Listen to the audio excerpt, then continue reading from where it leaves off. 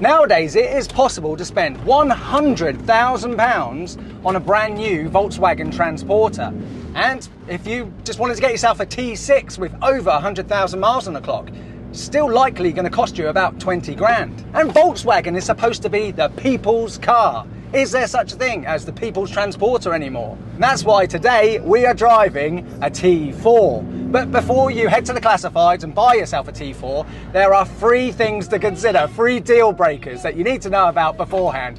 So we see what I'm going on about. My name's Ben, and welcome to Dadcars.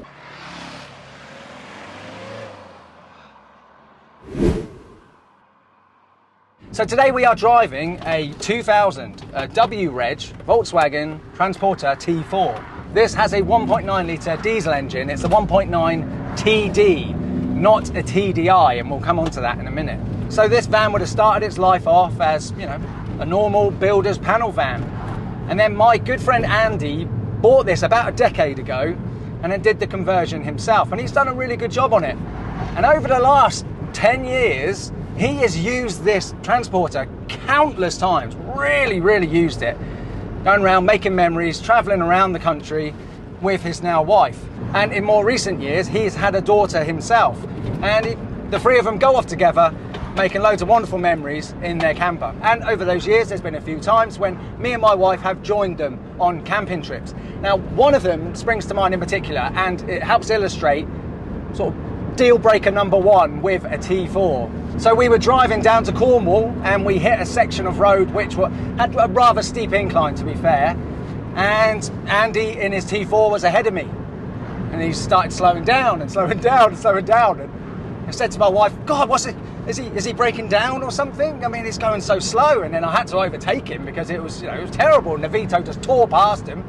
And then eventually, about 2 hours later than we arrived at the destination, I said to him, well, what happened? Did you break down? He said, no, it's just obviously because this is a TD. It's only got 68 horsepower, so it struggles on the incline. So obviously I'm exaggerating there, but you do actually feel the lack of power on an incline in this. It needs a bit more punch, it needs a bit more torque. And that's deal breaker number 1. 68 horsepower. My Vito's got 115, I think. And you do notice it. See here, look, right now I'm going up a hill, 2nd gear. Oh, I see it's struggling in 3rd gear there. It's not actually as bad as I was expecting, but my Vito just tears up here. So you do really feel the lack of power with this T4. 68 horsepower. Oh, yeah, I don't think it's enough. I think it needs to be more around 100. You better give way for me, buddy, because once I start rolling, I can't stop. Yeah, thank you. I do wonder though, there must be a way of boosting the performance of this engine without it costing too much money. If anybody knows if it's possible to, improve the power output on these vans, the TDs, drop it in the comments below, because I think it'll be interesting for people to see. Right, we're in a massive roundabout here. Let's see how quickly we can get out. Foot to the floor and first. Yeah, see it. Does feel like you're stuck in the mud. And while we're talking about the performance of the T4, what's it like to drive? Well, I've been driving it around a little bit this morning, and it drives, well, like an old van, like you'd expect, but the steering is really nice and analog. Obviously, this is no sports car. This is not the sort of thing that I normally have on the Dadcars channel, but it's still got a nice mechanical feel to the steering. This gear stick is absolutely ridiculous. What it feels like I've got an upside down golf club in a bucket, and you're trying to change gear with that. I mean, it works like perfectly fine, but yeah, I mean, I'm used to gear sticks with a short throw on the Dadcars channel normally with all the sports cars and stuff. If you installed a short shift kit on the T4, you'd be changing gear like this and driving around. So silly. The location of the accelerator pedal on a T4 is dreadful. You've got to have your foot sort of right in the middle and then sort of pointed over at a 45-degree angle. But on the whole though, the experience of driving a T4 is a rather charming thing, I must say. Many of us would have owned and driven Volkswagens from the late 90s in the past, and that late 90s Volkswagen charm is very present here in the T4. I'm rather enjoying having a couple of armrests here which allow you to just hold onto the steering wheel and leisurely soak up hundreds of miles, even with the engine sort of lacking power here. I can imagine on a long run, this is a lovely place to be even today.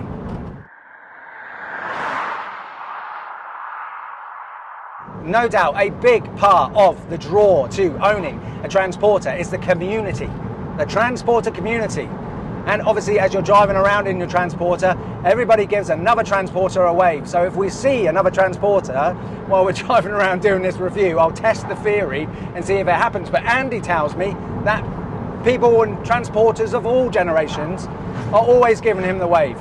And earlier on this year, he's even had a brand new transporter overtake him on the motorway. Obviously overtaking him because he can't go in the fast lane in this with 68 horsepower. But a whole family in a new transporter overtake him and waving at him, all of them. The children, mum and the dad, which sounds really lovely. He did say it's a little bit embarrassing though, occasionally, when you wave at another transporter only to find that it's a very grumpy builder just using their transporter as a workhorse. And obviously you don't get a wave back then. If you are or have been a transporter owner, what level transporter wave do you give? So level 1 is, you know, minimum. It's a couple of fingers up. That's that, maybe a little nod. Level 2 is a full wave. Maybe even a little cheeky smile. And then level 3, you go all in, you go. So, which one are you? Let me know in the comments below. Are you a wave level 1, level 2, or level 3? So the second deal breaker, which might prevent you from buying a T4, is Ulez. I mean, if you live obviously in a Ulez zone, diesels like this are literally the devil to eco warriors. You could be driving your T4 with your wife on the passenger side who is in labour and you're rushing to the hospital, and there are protesters out there who would sit down in front of your van willing to risk their life to prevent vehicles like this being on the road. However, if you're buying a transporter camper for the reason that it is intended, you know, the open road, exploring, making memories, can't think of any memories that you'd want to make inside the M25. So maybe that's not of major concern to you right now. However, I mean, me and Andy, we live close to Portsmouth and Southampton, and they both have clean air zones which are targeting sort of huge commercial vehicles at the moment. And it is a big fear of mine that, you know, these zones, once they've got the infrastructure up with the cameras and everything, you know, hopefully it's not going to happen for many, many, many years. But this could be one of the reasons why people are being hesitant about buying older diesel vans. You know, oh, what if things change? What if the value of these plummet because they bring in some legislation which affects my area? And my advice to those people would be this: if you spend 10, 15,000 on a newer transporter, which doesn't have AdBlue technology, you know, you stand to lose a lot more money, whereas these, they're not worth that much. So the owner of this van paid $3,300 for this T4 10 years ago. He did the conversion himself, and I asked him today, I said, what do you think this is worth? And he said about £3,500. So even worst case scenario, if you bought yourself a T4 for £3,500 and then 3 years later some form of emissions regulation came into your local area, I mean, what? It would go down in value potentially by what, £1,000? Whereas if you spent £15,000 on buying a newer transporter, which didn't have AdBlue technology and thus wasn't clean air compliant, you'd stand to lose a hell of a lot more. While we're talking about clean air, let me just tell you my thoughts on the new Volkswagen ID Buzz. It flies in the face of what the classic, original Volkswagen camper represents. It represents ultimate freedom. Hop in your van, go on an adventure for 6 months. The road is endless. However, with the ID Buzz, which is using the styling of the very early Volkswagens, it's electric. And in the real world, despite what they claim, I'm sure in the real world you're probably only going to get a little over 200 miles of range. Could you imagine having one of those brand new £70,000 ID Buzzes, and your partner says to you on a Friday, oh sweetie, let's go and do something spontaneous. Let's go and drive up to Scotland. And then you thinking, oh wow, no, look, it's a bank holiday weekend, and you know the charging points en route up there, they get quite busy bank holiday weekends, so you know it's going to take us a little bit too long. So no, look, let's just leave it at home on charge, and yeah, let's just pop Netflix on instead, shall we? Personally, for me, leaning on the classic split-screen Volkswagen camper heritage with an EV doesn't make any sense.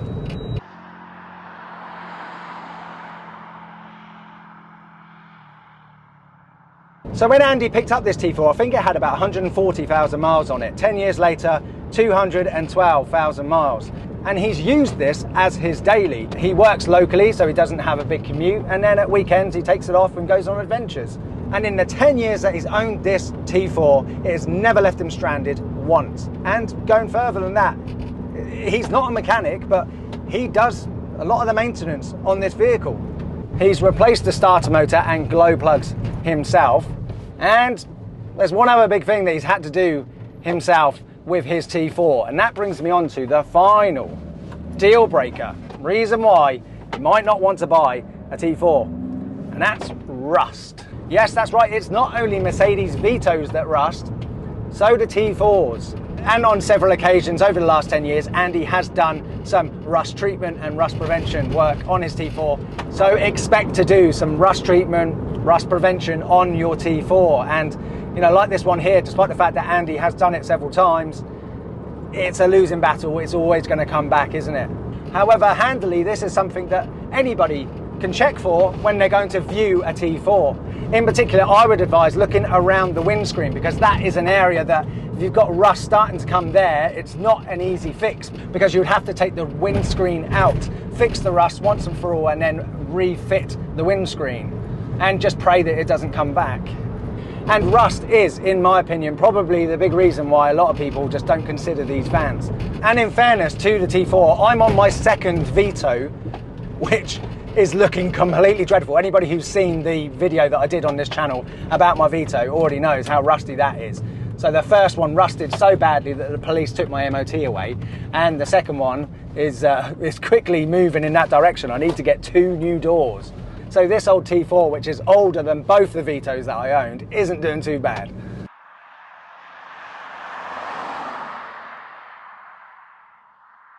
Well, to be honest, out of the 3 deal breakers for me, you know, being down on power, the Ulez and the rust, it being down on power for me, that would be the one thing that would rule this out.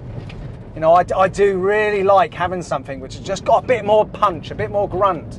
Early on this morning, I was trying to turn right onto a 40-mile-an-hour road, and it felt like I was stuck there for about 10 minutes. Obviously, I wasn't, but I just didn't have the confidence in the power, because, you know, I know that when you floor it, like, look, we're going uphill right now. That's floored. And but once you get up to speed and you're rolling and you maintain that speed, it's absolutely fine. But for me, I just feel like I need that little bit of power to get you out of sticky situations, because I do think that it's a safe thing to have. However, driving this around today, hands up, look, I've got to admit, I think I understand the whole Volkswagen transporter thing. I think I get it. I like the idea of being, you know, in a little community where you wave at each other. I love that. I know some people hate the wave, but I think it's nice.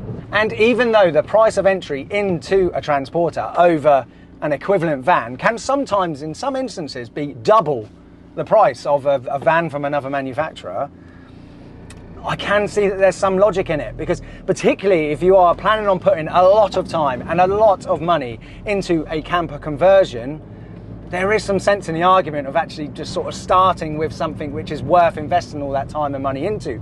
And nothing holds its value like a transporter. You know, Andy bought this for $3,300, and if he sold it today 10 years later for £200 more than he paid for it, it's not bad, is it?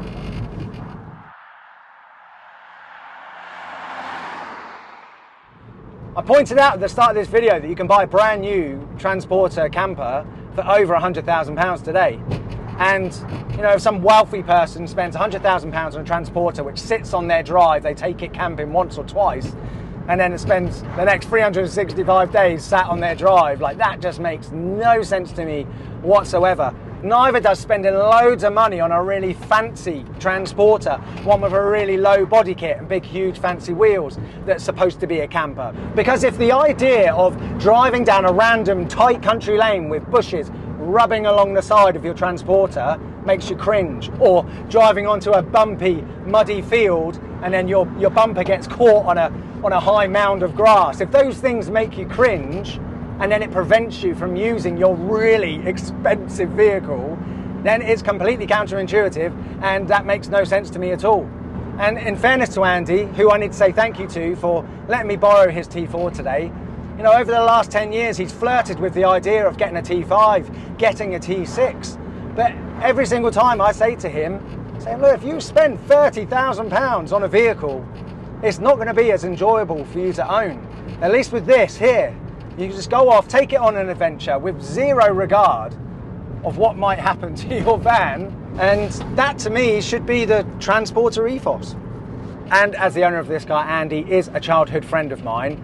To say thank you for letting me borrow it, I have stuck and hid around a dozen Dadcar stickers in and around his T4. So you're welcome, Andy, and thank you for letting me borrow your van. Now, is there anyone watching this right now who's got a fast van? Because I mean, on the Dadcars channel, we've normally got Aston Martins, Ferraris and things like that I drive with my children. I would love to drive a fast van, maybe even one that's been modified.